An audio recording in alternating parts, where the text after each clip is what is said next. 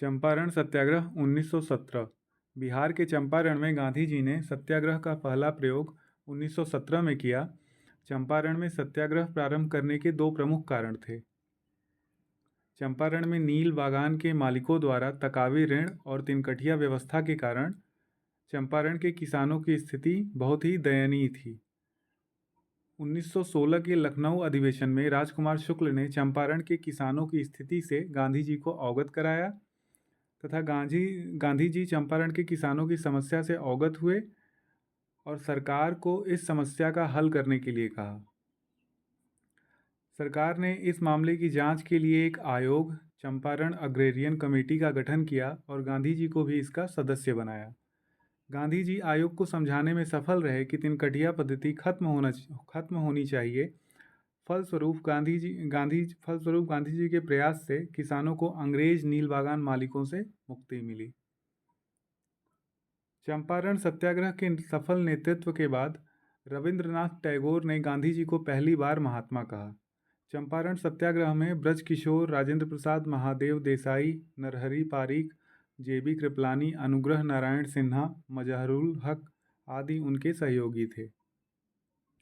चंपारण सत्याग्रह गांधी जी का भारत में प्रथम सविनय अवज्ञा आंदोलन था।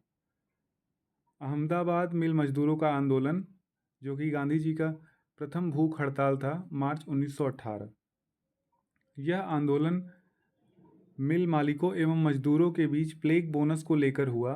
प्लेग का प्रकोप खत्म हो जाने के बाद मिल मालिक इसे समाप्त करना चाहते थे, जबकि प्रथम विश्व युद्ध के कारण बढ़ी महंगाई के चलते मजदूर इसे बरकरार रखना चाहते थे।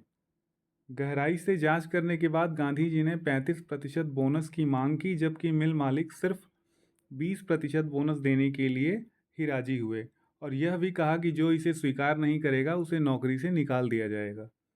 गांधी जी ने इससे क्षुब्ध होकर मजदूरों को हड़ताल पर जाने को कहा और सारे मामले को ट्रिब्यूनल को सौंप दिया। ट्रिब्यूनल ने भी 35% बोनस देने का आदेश दिया। इस पूरे आंदोलन में अंबालाल साराभाई की बहन अनसुयाबेन गांधी जी की मुख्य सहयोगी रहीं। खेड़ा सत्याग्रह 1918। खेड़ा में किसानों की फसल सूखा पड़ने के कारण बर्बाद हो गई। इसके बावजूद भी सरकार द्वारा माल गुजारी वसूल की जा रही थी। किसानों द्वारा इसका विरोध किया गया तथा मालगुजारी माफ़ करने की मांग की गई। सर्वेंट्स ऑफ इंडिया सोसाइटी के सदस्यों विट्ठल भाई पटेल और गांधी जी ने पूरे मामले की पड़ताल की। इसके बाद यह निष्कर्ष निकाला कि किसानों की मांग जायज़ है। सरकार द्वारा गुप्त निर्देश जारी किया गया कि लगान उन्हीं से वसूल किया जाए जो देने की स्थिति में है, और इसकी जानकारी मिलते ही गांधी जी ने आंदोलन समाप्त कर दिया। इस आंदोलन में गुजरात सभा ने भी महत्वपूर्ण भूमिका निभाई। उस वर्ष इसके अध्यक्ष गांधी जी थे।